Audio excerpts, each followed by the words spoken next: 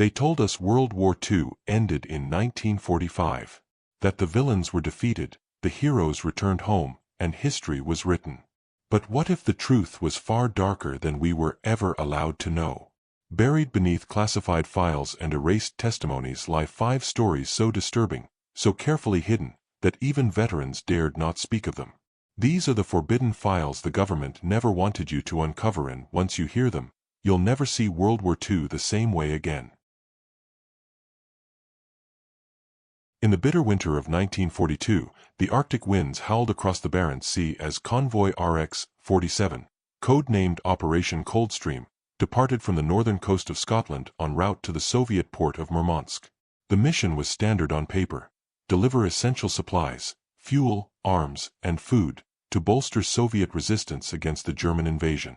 But hidden beneath the surface was a darker, more classified objective known only to a handful of British intelligence officers. RX-47 comprised 21 ships, 17 merchant vessels and 4 military escorts, including HMS Varna, a destroyer modified with advanced sonar and electronic warfare capabilities. Aboard the Varna was a small team from the British Special Operations Executive, SOE, handpicked not for combat, but for scientific oversight. Their cargo was unlike any seen before: a sealed, temperature-controlled container labeled Restricted, Phage Series Alpha. As the convoy moved deeper into the Arctic Circle, reports of strange activity began surfacing. On the 4th day, the radio operator aboard the SS Haverford intercepted a garbled German message that ended with the phrase, "Schattenschiff kommt," the shadow ship is coming. The crew dismissed it as propaganda, but tension grew. On the 6th day, visibility dropped to near zero. The convoy was swallowed by an unnatural fog, dense and silent, rendering even sonar unreliable. That night, something impossible happened. The Varna's radar picked up a large, unregistered vessel trailing them, silent, massive, and without a transponder. Attempts to hail the ship were met with static. At 3 o'clock, the SS Myrmidon, one of the leading merchant ships, simply disappeared.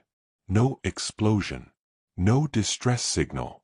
Just a broken radio transmission: "They're taking us down, we," followed by silence.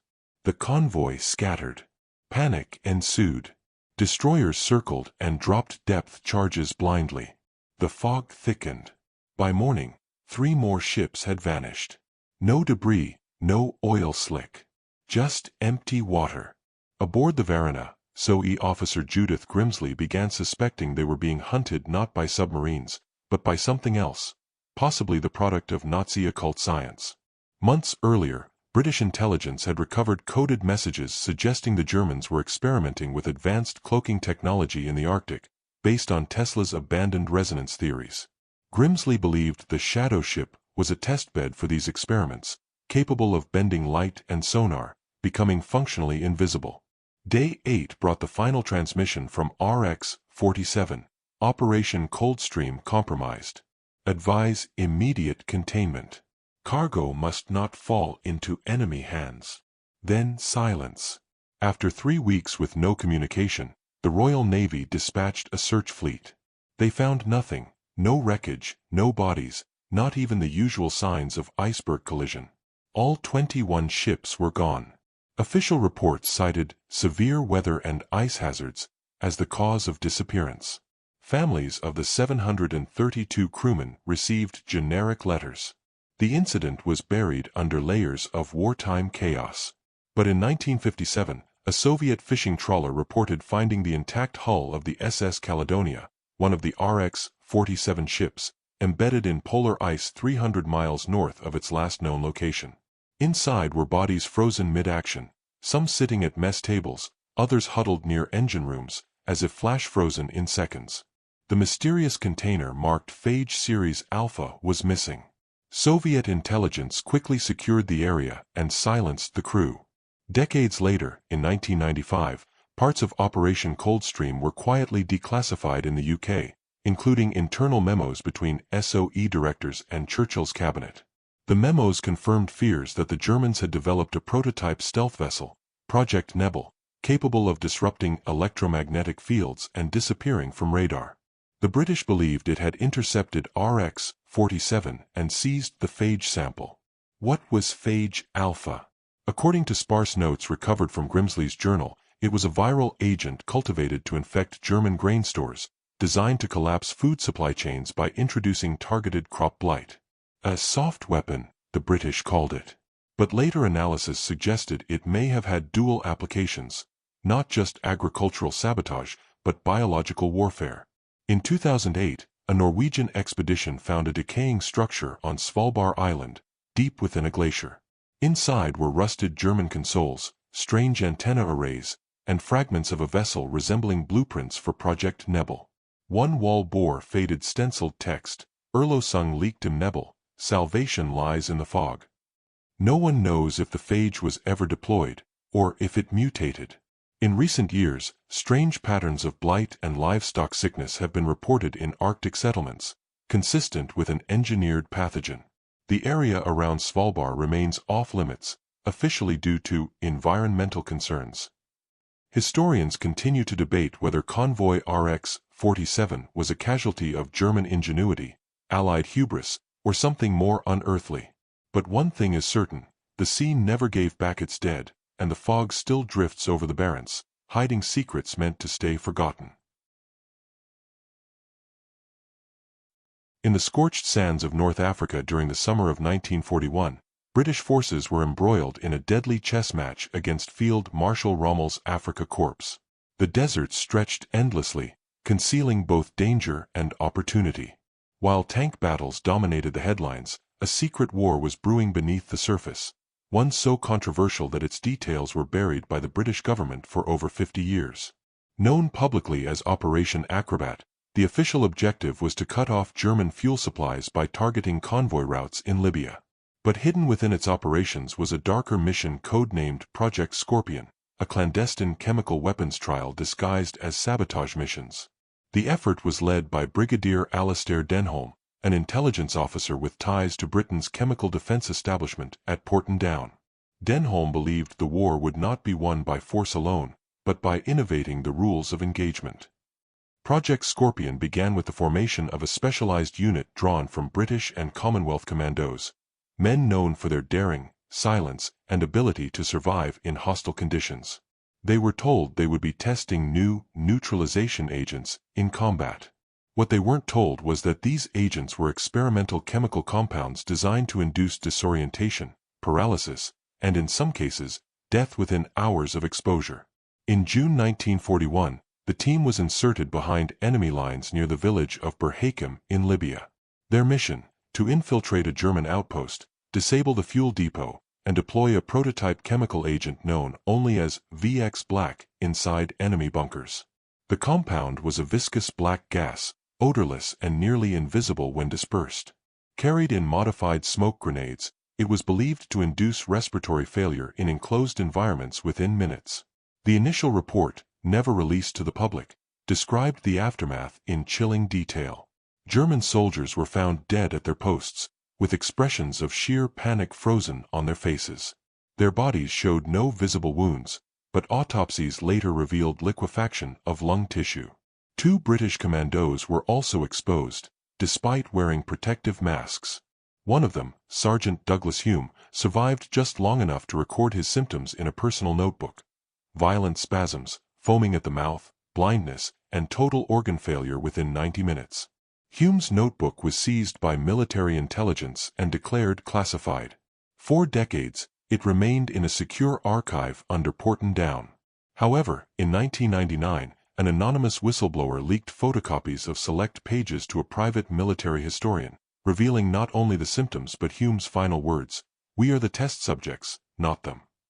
Further missions followed. Project Scorpion teams were instructed to target water supplies, ventilation shafts, and captured vehicles. But as the operations escalated, so did the civilian casualties. Bedouin tribes reported mysterious deaths, entire encampments wiped out overnight without a shot fired. Nomads began abandoning desert routes. Rumors of a death wind spread among local populations. In response, the British command issued a full blackout on the project. Denholm, facing internal dissent, ordered the destruction of all field notes and ordered operatives to refer to Scorpion only as dry fire exercises in reports. But not all records were erased. A young field medic named Evelyn Hartley, stationed at the frontline base in Tobruk, kept her own diary. Hartley's entries detailed treating victims, both enemy and friendly, suffering from nerve damage, psychological breakdowns, and uncontrollable tremors. One passage read, "Their minds go before the body does. It's like watching someone disappear while they're still breathing." She was later reassigned to Cairo, reportedly for questioning Denholm's orders. Her diary vanished after her death in 1964, confiscated by British agents posing as embassy staff. After the war, Denholm received a quiet commendation and retired to the English countryside. No public recognition of Project Scorpion was ever made. Official British records list only standard sabotage operations in the North African theater. The chemical weapons used were never acknowledged in Geneva Convention documents, and when challenged in Parliament in 1978, the Ministry of Defense denied all knowledge of the program. But in 2003, satellite scans of the Libyan desert uncovered strange chemical signatures near a long-abandoned German fuel site. Soil samples taken by independent researchers revealed traces of organophosphates, compounds known to be related to early nerve agents. The findings were quickly dismissed by the British government as coincidental agricultural contamination. Still, whispers persist. Former SAS operatives, now in their 90s, have begun to speak cautiously about missions no one was supposed to survive. One anonymous veteran told an interviewer in 2010, "They told us we were saving lives. But we were just proving something worked." Today, Porton Down maintains its silence, citing national security. The records of Project Scorpion remain sealed under the Official Secrets Act until 2045. Families of those affected, both British and Libyan, have received no answers, no compensation, and no truth. The desert keeps its secrets well. But sometimes, the wind shifts just enough to carry a memory of masked men, silent deaths, and a war fought in the shadows with weapons that were never supposed to exist. In the waning years of World War II, as Japan's imperial ambitions crumbled under Allied pressure, a lesser-known and far more sinister operation unfolded in the shadows of the Philippine jungle. While Unit 731 in Manchuria became infamous for its grotesque experiments on Chinese civilians and prisoners of war, an even more secretive branch, Unit 81, operated quietly and ruthlessly in the occupied Philippines. Officially non-existent, Unit 81's legacy was wiped from Japanese military records, and only fragments of its horror have emerged through lost journals, eyewitness testimony, and one fateful American betrayal. Unit 81 was established in early 1943 under the command of Lieutenant General Tadayoshi Tsutsui, a doctor-turned-military officer with direct ties to General Shiro Ishii of Unit 731. Tasked with advancing biological warfare in tropical climates, Unit 81 was headquartered in a hidden facility deep within the Sierra Madre Mountains near Nueva Ecija. While local rumors spoke of a ghost hospital guarded by Japanese soldiers, few ever saw it and lived to tell the tale. What made Unit 81 uniquely chilling was its focus: children. Filipino boys and girls between the ages of 6 and 13 were abducted from remote villages, orphanages, and refugee camps. The cover story, often delivered by Japanese officers posing as medics, was that the children were being taken to a safe zone for vaccination and schooling. In reality, they were marched into the jungle and never returned. Among the few surviving documents from the war was the diary of Private Kenji Takahiro, a low-ranking medical assistant assigned to Unit 81. His entries were not heroic or noble, they were confessions. Takahiro described the facility as a place where angels screamed, where experiments focused on immunological responses to weaponized diseases. Children were injected with various viral agents: dengue, chikungunya, experimental strains of smallpox, while others were exposed to infected insects in sealed chambers. In one entry, dated July 3, 1944, Takahiro wrote, "The boy's name was Tomas. 8 years old. We told him it was medicine. He smiled when we gave him candy. Then came the fever, then the bleeding. He kept calling for his mother as his skin turned black. They watched and wrote it all down like it was nothing. The goal of these experiments was to find a way to spread disease through vector insects, primarily ticks and mosquitoes, that could be dropped over enemy-held islands. The children's role was to measure how these pathogens affected developing immune systems and whether they could jump hosts effectively. American forces liberated the Philippines in 1945, and Unit 81 was disbanded, officially erased. But unlike Unit 731, whose atrocities were eventually exposed, Unit 81 was hidden with surgical precision. Why? Because the Americans made a deal. In the early days of the occupation, U.S. intelligence officers stumbled upon the charred ruins of the Unit 81 facility. Among the debris were journals, lab samples, and 2 living Japanese scientists who had not fled in time. One of them was Dr. Kenshiro Ayama, a key figure in the research of vector-based pathogens. Instead of arresting Ayama for war crimes, American intelligence, specifically the OSS, Office of Strategic Services, the predecessor of the CIA, secretly transported him to the United States under a classified project mirroring Operation Paperclip. Though Paperclip focused mainly on German scientists, similar programs brought Japanese researchers to the U.S. in exchange for their knowledge. Ayama was relocated to Fort Detrick, Maryland, where he continued his work under a new identity. For years, he advised on mosquito-borne warfare and contributed to early Cold War biological programs. His presence was never acknowledged publicly, and his origins remained buried within classified files until they were partially redacted and leaked in 1998. What happened to the Filipino children? Officially, nothing. No record of their existence, no war crime tribunals, no justice. A few rural families still whisper of lost sons and daughters taken by the sick men, never seen again. In 1983, an elderly woman named Aling Rosario, then in her 70s, gave a tearful interview to a local Manila radio station. She claimed her twin grandsons were taken by Japanese officers in 1944 and that she'd tracked their captors to a cave compound guarded by men with white armbands. Her story was dismissed as a fading memory warped by trauma. In 2007, a team of Filipino spelunkers exploring the Sierra Madre stumbled upon a sealed tunnel entrance covered by decades of moss and vines. Inside, they found rusted beds, medical tools, shattered glass vials, and skeletal remains, many small, some still in children's shoes. The government quickly declared the site a quarantine zone due to chemical contamination. Independent journalists who attempted to access the location were blocked by military checkpoints. Forensic scientists who obtained fragments of bone samples later confirmed the remains were of children, between the ages of 7 and 12, most showing signs of chronic illness, malnutrition, and exposure to viral infections. DNA tracing proved impossible. The families had long since died, or moved, or forgotten. The jungle had swallowed the evidence, just as history had swallowed the story. Today, few textbooks mention Unit 81. It remains a phantom, floating in the darker corners of wartime memory. While museums in Japan reluctantly acknowledge Unit 731, there is no mention of its Philippine counterpart. The U.S., too, has never addressed the collaboration with Ayama, nor the ethics of trading justice for data.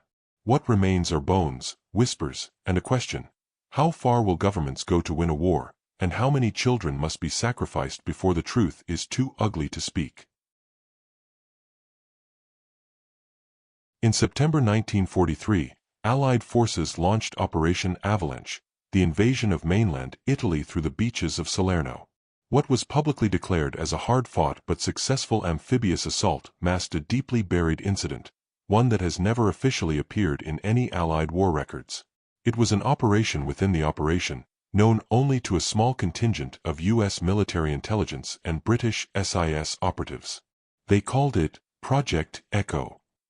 The town of Salerno had strategic value not only for its port but for what lay beneath it, an old underground network of catacombs and Roman tunnels, long forgotten by civilians but rumored to have been repurposed by the Nazis. Aerial reconnaissance and intercepted German radio chatter hinted at unusual traffic near an unmarked location east of the town, deep in the hills. More concerning, decrypted Enigma transmissions included repeated references to Experiment Stat Dre, Test Site 3. On September 10, 3 days into the battle, a team of 20 Allied soldiers from the U.S. 36th Infantry and the British 30 Commando were dispatched to investigate a concealed cave structure roughly 12 kilometers inland. They were instructed not to report over standard radio channels, and were equipped with experimental short-range scramblers, suggesting the mission's classification level was higher than even most generals on the ground were aware of. Only 2 men from the team returned. Both were severely burned, disoriented, and unable to speak coherently for days. One, Private First Class Arthur Dale, died within 72 hours of extraction from sudden systemic organ failure. The other, Sergeant Marcus Ellery, was committed to a military psychiatric hospital, where he remained for the next 19 years under constant sedation. His medical records were marked Class X and sealed under presidential order. It would have ended there, just another ghost file from the war, if not for a single photograph. Discovered in 1989 by an Italian historian digging through archived documents at the University of Naples, it showed a blurry black-and-white image of a wide, open cavern filled with bodies. They were twisted unnaturally, many of them appearing skeletal, others with their eyes still open, their skin stretched tight like they had been mummified by exposure rather than time. In the far corner, an American helmet lay near a shattered field radio. The photo was signed in faded ink on the back, Echo 13. We shouldn't have opened it. Theories soon circulated. Some believed the cave was used for chemical weapons testing on civilians and prisoners of war. Others suggested it was a Nazi laboratory experimenting with low-frequency sound weapons, what some documents cryptically called resonance disintegration. These were not fictional ideas. The Germans were known to have explored acoustic weaponry, including devices that could rupture eardrums or disorient soldiers using focused waves. The most disturbing theory came from a handwritten letter leaked from a former MI6 archivist in 2002. The letter referenced a captured Nazi engineer who had been interrogated following the Salerno operation. He claimed the tunnel network was used to house a prototype weapon, codenamed Die Glock, the Bell, an experimental device powered by highly magnetized spinning mercury. The engineer described how the device, activated underground, emitted vibrations that caused hallucinations, bleeding from the eyes and ears, and, eventually, cellular breakdown. The Allies, aware of its presence, sent the Echo team to either capture or destroy it. Supporting this was the later discovery of a U.S. Army Engineering Corps blueprint labeled Tunnel Collapse Directive, Zone Red, Salerno Sector, dated September 14, 1943. Records indicate that shortly after the failed mission, the area where the cave was located was bombarded by naval artillery and buried by a series of controlled demolitions. The official story given was that German mortar fire had caused instability, making the tunnels unsafe for use. But survivors from nearby villages insisted no Germans were ever stationed in that area, and that the bombs didn't come during a firefight, but well after the area had been secured. In 1993, a team of geologists conducting a survey near the Salerno hills detected unnatural metal concentrations and residual electromagnetic fields beneath a collapsed ridge. When they submitted their findings to the Italian government, they were abruptly denied further access. The ridge was declared a military preservation zone, with the public statement citing unexploded ordnance. As for Sergeant Ellery, his final years remain a mystery. In 1962, he disappeared from the psychiatric hospital in Connecticut. The official explanation was administrative transfer, but his name never reappeared in any public or military facility. When the Freedom of Information Act was used to request his file in 1977, the government responded that no such person had served under that name. His family, under pressure, stopped speaking to reporters and eventually left the country. To this day, no official documentation of Project Echo exists. Operation Avalanche is celebrated in military histories as a textbook example of a coordinated beach landing under fire. But for a select group of intelligence officers and grieving families, the truth was much more harrowing. In the quiet hills above Salerno, there is a flat, grassy mound surrounded by a simple barbed wire fence. No signs. No plaques. Just silence. But when the wind moves through the grass on a hot September night, locals say you can sometimes hear it, a low hum, just beyond hearing, like something ancient and broken, still trying to turn. In the final months of World War II, as the world's eyes turned toward the looming defeat of Nazi Germany, the United States initiated a secret military experiment so vast and so morally ambiguous that it remains classified to this day. Known only to a handful of military planners and scientists, this operation was buried under decades of disinformation, misdirection, and sealed archives. The code name: Operation Morning Star. The public knows that the U.S. developed and deployed atomic bombs on Hiroshima and Nagasaki in August 1945, events that shocked the world and accelerated Japan's surrender.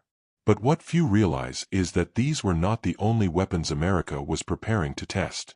Morning Star was a parallel program, hidden even from many in the Manhattan Project. Its purpose was not to build bombs, but to explore how electromagnetic psychological disruption could be used to control, disarm, or destroy entire enemy populations. The project's foundation was laid in 1943, when scientists at MIT's Radiation Laboratory began experimenting with ultra-low frequency, ULF, electromagnetic waves. The research was originally intended for radar communications, but a physicist named Dr. Bernard Lasker noticed strange side effects during early tests. Lab animals exposed to certain wave modulations began displaying erratic behavior: seizures, bleeding from the ears, nervous breakdowns. In one chilling case, a technician collapsed after prolonged exposure, later reporting hearing voices inside his head telling him to die. This data found its way to Colonel Mason Reeve, an Army intelligence officer attached to the Manhattan Project's less-discussed Alternate Threat Division. With backing from military top brass and shadow funding siphoned from war bonds, Reeve initiated Operation Morning Star in total secrecy. The plan: to design and deploy a new kind of weapon, one that didn't destroy buildings but minds. In January 1945, a remote base was established in the Aleutian Islands, Alaska, chosen for its isolation and naturally occurring magnetic anomalies. The facility, known as Station K, housed nearly 300 personnel, including physicists, neurologists, and psychologists. Locals were told it was a weather research station. There, Lasker and his team developed what they called the Theta Array, a sprawling field of dish-shaped antennas designed to broadcast specific electromagnetic frequencies capable of affecting human brainwave patterns. Early field tests on American soldiers, unwitting volunteers from penal battalions, showed disturbing results. Subjects exposed to directed theta waves became disoriented, paranoid, and in extreme cases, suicidal within minutes.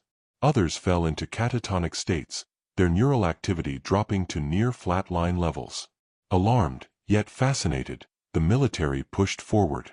The Theta Array was improved, miniaturized, and eventually installed onto a modified B-29 Superfortress under the guise of a radar-jamming aircraft. Its first and only live test was conducted on May 15, 1945, targeting a small Japanese-controlled island in the Pacific that had resisted Allied bombing campaigns due to its mountainous terrain and hidden anti-aircraft defenses. The island, codenamed Kiboshima, had a civilian population of roughly 1,200 and a small garrison of Japanese troops. No bombs were dropped that day. Instead, the B-29 flew in a wide circular pattern above the island for 6 hours, transmitting theta waves in a controlled sweep.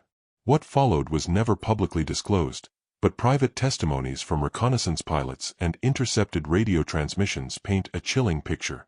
Reports described Japanese soldiers emerging from bunkers, clawing at their ears, firing on one another, or turning their weapons on themselves. Civilians were seen running in circles, screaming, some leaping into the ocean en masse. A follow-up team sent 2 days later found the island almost entirely silent. No resistance. No survivors showing normal mental function. Some were alive but unresponsive, eyes wide open, standing motionless like statues. Photographic evidence of the mission exists in fragments. One image shows a playground with children frozen mid-motion, as if a switch had been turned off. Another, suppressed by the Department of Defense, shows rows of villagers lying in perfect symmetry, arms folded across their chests, as if placed by unseen hands. Their pupils were dilated. Their brainstems, autopsies later revealed, were ruptured as if from intense internal pressure. In the days following, President Truman's War Council met behind closed doors to discuss Morning Star's results. General Curtis LeMay allegedly called the weapon effective but unholy. The final decision was made: the Theta array would never be deployed again. The reasons were not only humanitarian, but practical. The device lacked precision.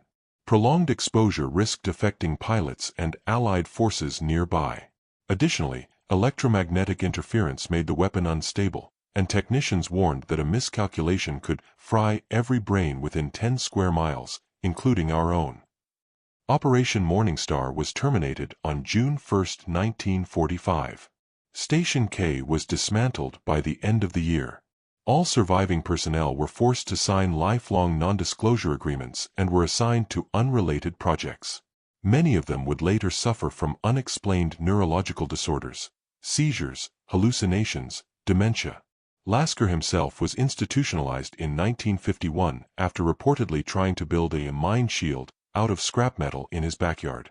He died in 1960, committed under a false name. The official government narrative never acknowledged the project. Kiboshima was wiped from wartime maps. In its place, the U.S. Navy conducted bombing drills in the 1950s, reducing the island to rubble. Satellite imagery today shows little more than jagged coastline and barren soil. Yet, pieces of the truth remain.